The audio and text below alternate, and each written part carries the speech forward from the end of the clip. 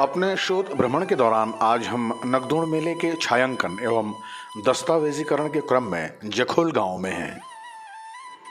जनसंख्या की दृष्टि से जखोल गांव उत्तराखंड के उत्तरकाशी जनपद के मोरी ब्लॉक का सबसे बड़ा गांव है। प्रतिवर्ष अगस्त माह के 12 अथवा 13 तारीख को नगदोड़ के मेले का आयोजन किया जाता है। हमारी जानकारी में मात्र एक यही पौधा है जिसके सम्मान में यह त्योहार मनाया जाता है। नगदोड़ उत्सव के निमित्त यहाँ की महिलाएं सबसे पहले जंगल जाकर नगदोड़ के कंद अथवा बल्ब्स संग्रहित कर उन्हें घर ले आती हैं। नगदोड़ पौधे की पैदावार लगभग 6000 फीट के आसपास होती है और इस पौधे की ऊंचाई लगभग 1.5 से 2 फीट के आसपास होती है। नगदोड़ के कंद से पारंपरिक व्यंजन बनाए जाते हैं। उनमें से एक विशेष व्यंजन है लोल। लोल बनाने की प्रक्रिया में सर्वप्रथम नगदोड़ के कंद को धोया जाता है तथा ठीक से साफ किया जाता है, जिससे उसका कसैलापन दूर हो जाता है।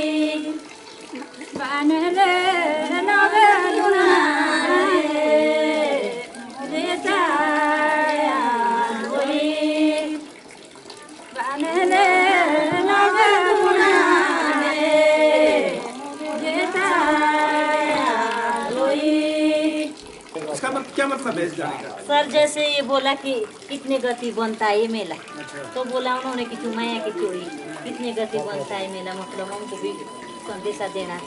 तो बोला कि 27 गति सावन के महीने बनता है ये।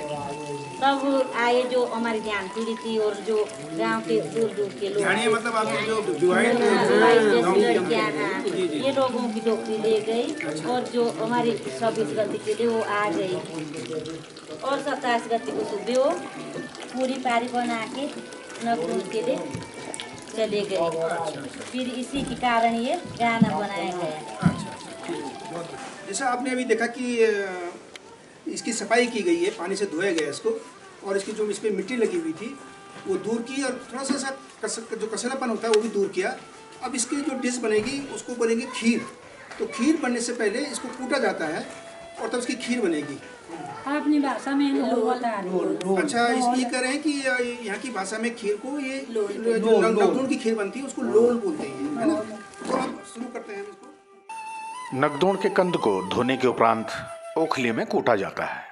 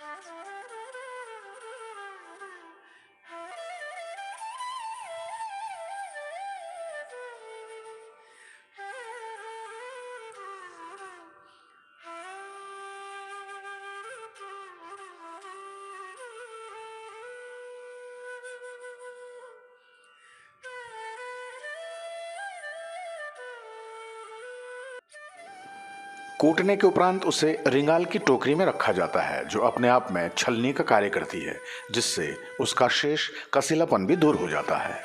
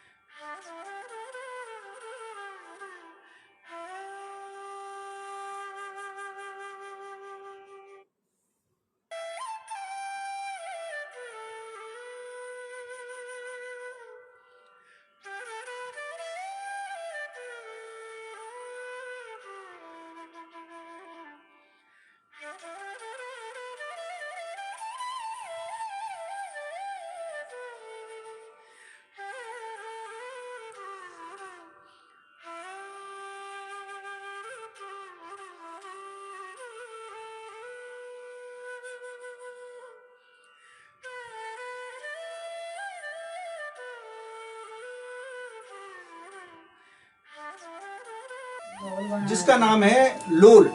अगर वैसे सिंपल भाषा में बोलेंगे तो ये खीर है, लेकिन लोकल भाषा में इसको लोल बोला जाता है। ये लोल क्यों बोला जाता होगा, कुछ पता है किसी को? लोल के नाम क्यों पड़ा इसका? लोल, हाँ, खिचड़ी की जैसी तो बनती है, खीर की जैसी। अच्छा, तो लोल का कोई अर्थ है आपके? लोकल नाम लोल है। तो इसको हमने इन्होंने पहले इसको धोया था, उसके बाद इसके छिलके निकाले थे, इसके बाद इसको कूटा गया था, ओखली में कूटा गया था।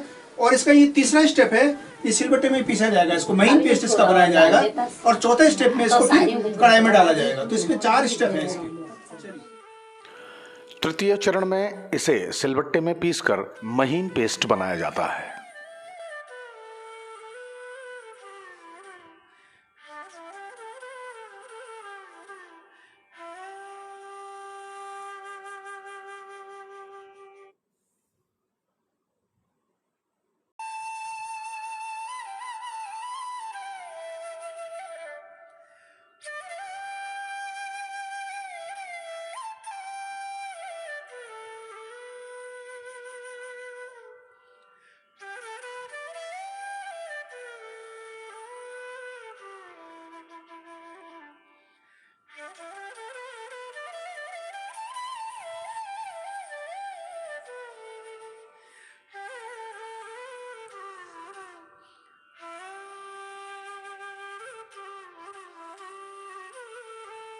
बनाने के लिए हमको एक तो चाहिए नकदून का पेस्ट, दूसरा चाहिए हमको गेहूं का आटा, और तीसरा चाहिए हमको ये मट्ठा। हाँ, तो अभी ये सबसे पहले हम ये खोलते हुए पानी में ये नकदून का जो पेस्ट है उसको डालेंगे।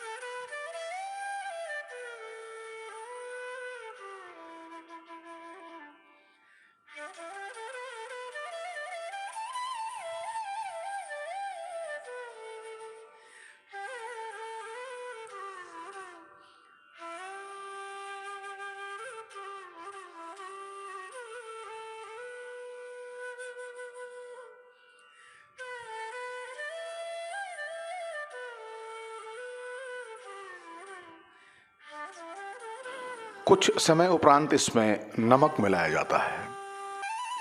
लोल बनाने के अंतिम चरण में गेहूं के आटे एवं मट्ठे के मिश्रण को डालकर लगातार घोटा जाता है।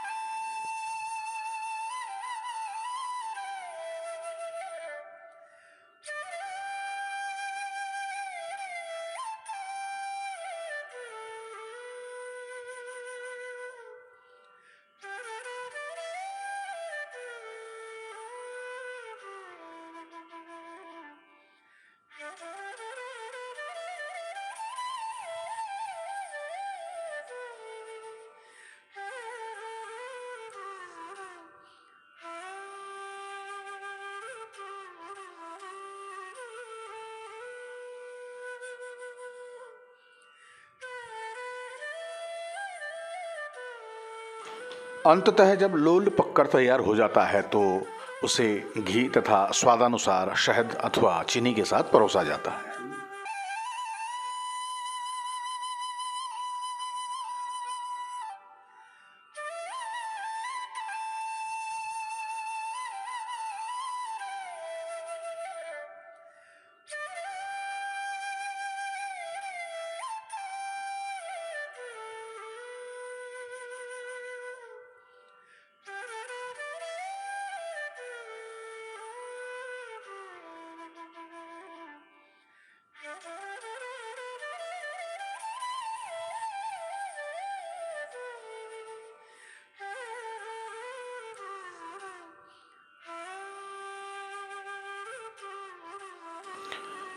इस क्षेत्र की मान्यता अनुसार लोल मात्र एक व्यंजन नहीं वरन पारंपरिक औषधीय गुणों से युक्त एक भोज्य पदार्थ है।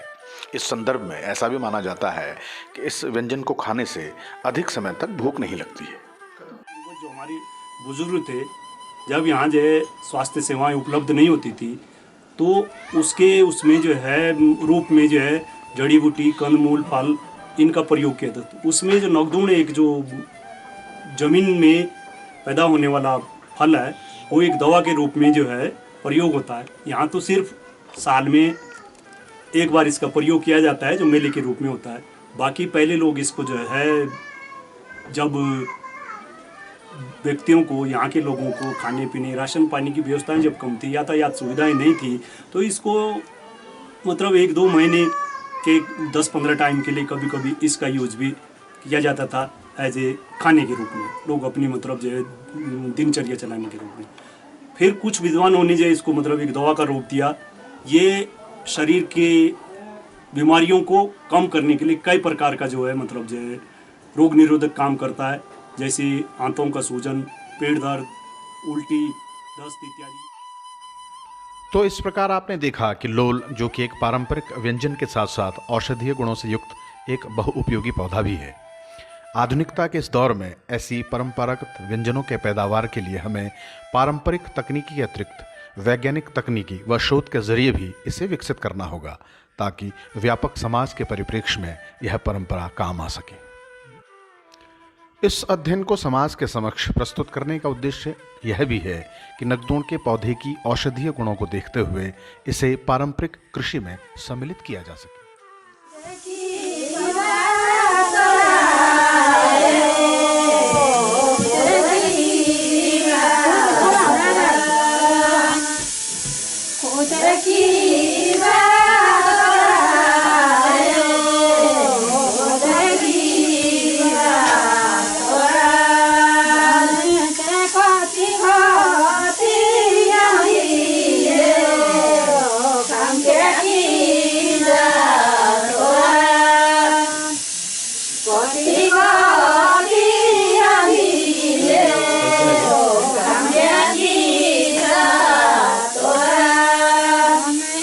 तुम्हारी